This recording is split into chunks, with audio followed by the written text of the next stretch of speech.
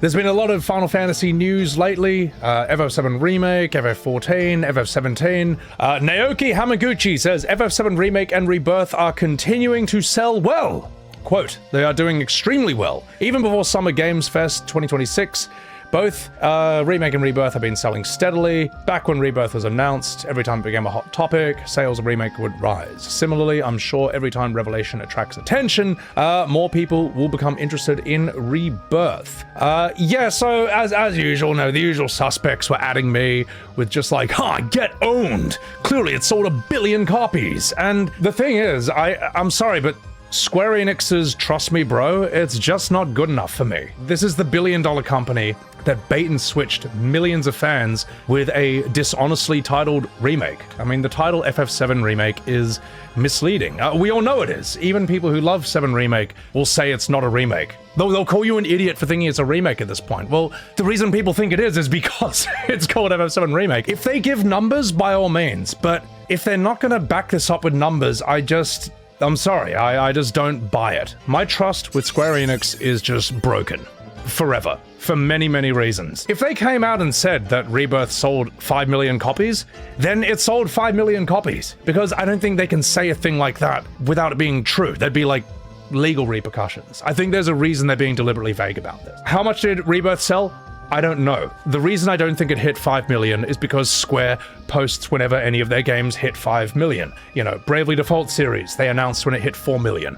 Octopath series, FF Pixel Remaster series, they announced when both those hit 5 million. Then they announced again when those series hit 6 million. No such announcement for FF16, no such announcement for FF7 Rebirth. And all the excuses people make for why, they're just weak. They're just weak excuses, man. I don't see what they're getting at with that. Did FF7 Rebirth have a sales boost in June? It did. It did. Because that's what's going to happen when you sell FF7 Rebirth for $20 US. Like, this is something like 75% off. You could get Remake and Rebirth bundled together for like $35 US.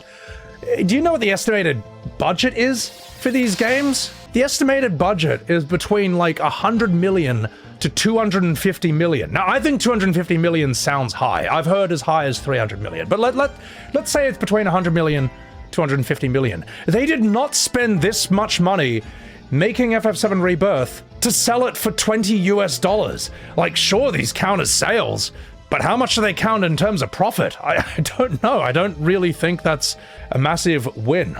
You know what I did think was funny was during this month when it was selling for $20 US, suddenly all the recent reviews on Steam were like mixed.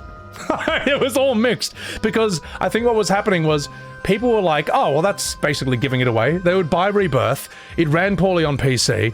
They hated how bloated Ubisoft Tower Chad lead cringed it was, and they're like, oh brother, this game stinks. They gave it a bad review. Whereas if you're gonna pay full price for Rebirth, you're probably already sold on this FF7 2 Electric Boogaloo meta sequel multiverse spin-off fanfiction direction it's taken. I don't think this game selling well in June is that great a victory when it's like 75% off. Anyway, let's move on to this one. Naoki Hamaguchi says he hasn't revealed to any outlets how FF7 Revelation will end. He wants players not to focus just on the ending, but on being glad to have experienced the entire trilogy. Quote, "It's more that I don't want people to focus just on the ending.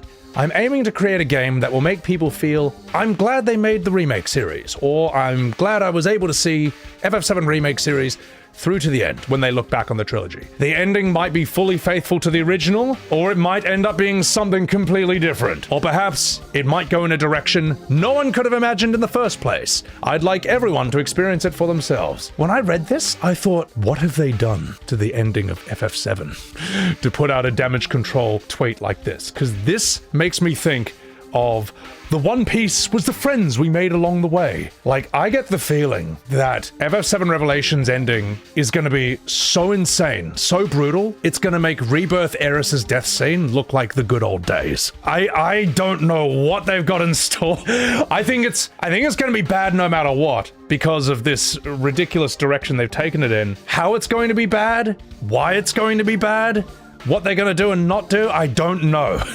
But I think it's gonna be some kind of apocalypse. This tweet makes it feel like, don't worry too much about the ending, guys. Just enjoy that it happened at all. But yeah, no, that's quite interesting. Let's move on to here. Oh yeah, this is another thing people wanted me to look at. Apparently, Hamaguchi is happy that people are arguing a lot about FF7 Remake? Let's just read this. FF7 Revelations director Hamaguchi says in a new interview with Automaton that it's great that the FF7 fandom is so active, whether it be about minigames, story, or even shipping. He says the fact that debates keep erupting is a kind of entertainment itself. Well, I mean, not wrong. I think the drama videos and the debate videos and the Twitter meltdown videos on my channel are somewhat entertaining. I mean, people seem to like them. They're sort of like these weird nature documentaries about toxic fandoms. For these discussions, he says, quote, that only happens because fans see value in those elements. I'm proud that this series has enough depth and capacity to inspire these kind of discussions, end quote. People talking about like what their favorite minigame is or story moment, or that's one thing. Shipping, that's its own separate conversation. That's not really what the debate is about, not the real debate. The real debate is how it's butchering the original story and characters and vibe, how it's rewriting the history around the original game. You didn't like that Red 13 went, everyone's a winner. Well, guess what? He was actually like that in 1997 all along. You just don't remember because you're crazy. Also, you're a fake fan and you're a fat and terrible person and I hate you.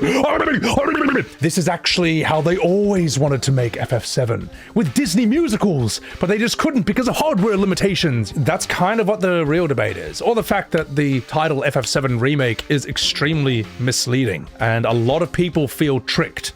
Millions of people feeling cheated out of their money is not a good outcome, in my opinion, at least. What do I know? Let's see what he says in the article. FF7 Revelations director is happy that people are arguing about the remake trilogy because when people get heated, they see value in those elements. I don't know if the debate around Sid Highwind is that good, so I don't know about you, but I'm tickled by the mental image of Hamaguchi browsing the Final Fantasy subreddits, sipping a cup of coffee, and giggling as his diehard fans argue about impossibly hot Final Fantasy characters with big hair.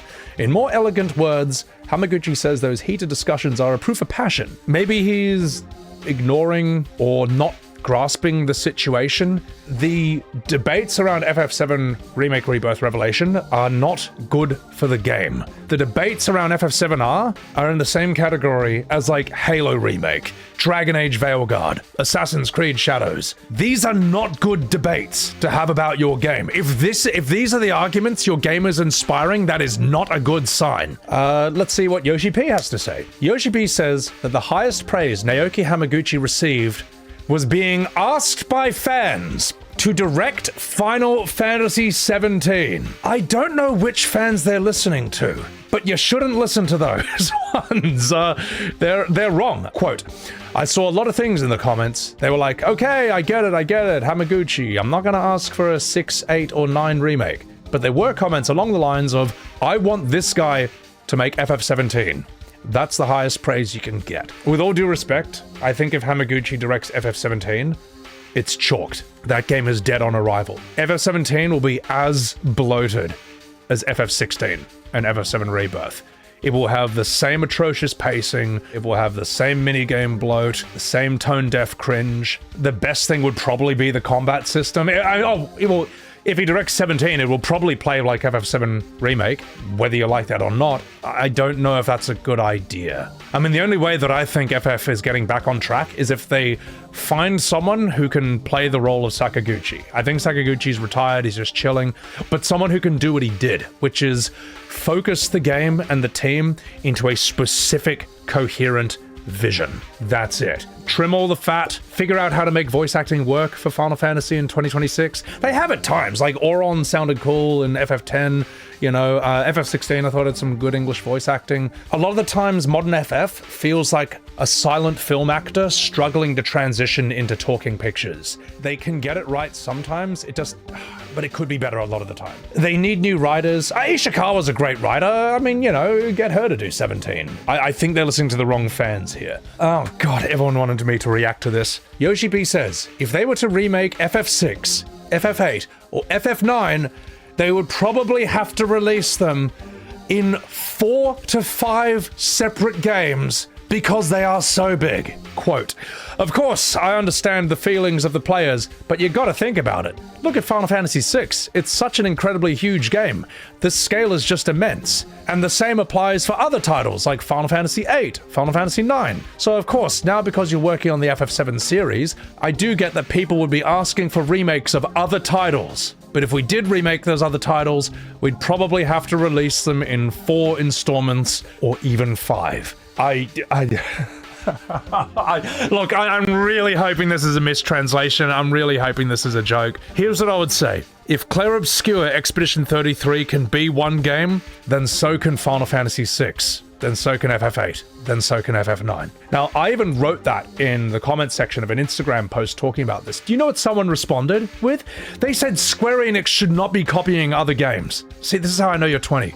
Because you don't know that Expedition 33 is very heavily inspired after Final Fantasy, after a Golden Age Final Fantasy. It's basically taking the FF7, 8, 9, 10 sort of formula and then making that kind of game in this day and age, in 2025, but also adding in the best of other game influences as it went along. Like, you don't get it, man. Kind of boggles the mind just reading this, doesn't it?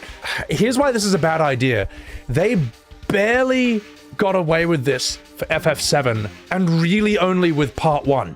Rebirth did not sell that great. Revelation, I think it's going to be a bomb on launch. I think Revelation is going to be Spirits Within levels of bad. I mean, really, 7 Remake Trilogy is the Spirits Within of video games. Immensely expensive and a colossal waste of money, and has basically destroyed millions of people's faith in Square Enix and the Final Fantasy brand for the rest of all time. But here's why this is also a bad idea. As much as I have respect for FF6, 8, 9, they're not in the same league as FF7 in terms of popularity. The closest you'll get is FF10. So I think if they did this, it would just be even worse. I think it would make even less money than 7 Remake, Rebirth, and Revelation. The other thing is that people aren't going to get blindsided by these remake shenanigans again. If they remake FF6, 8, or 9, people are going to do hours of research to make sure that it actually is a remake.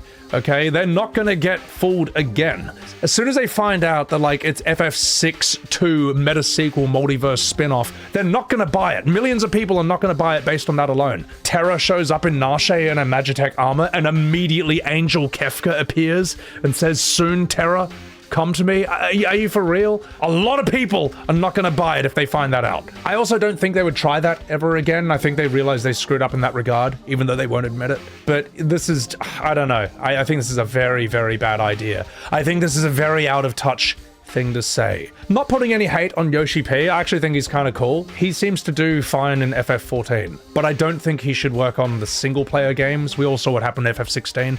It was as bloated as 14, and it was structured like an MMO. But he seems like a cool guy. There's going to be an FF7 remake crossover with FF14. There's going to be like a raid.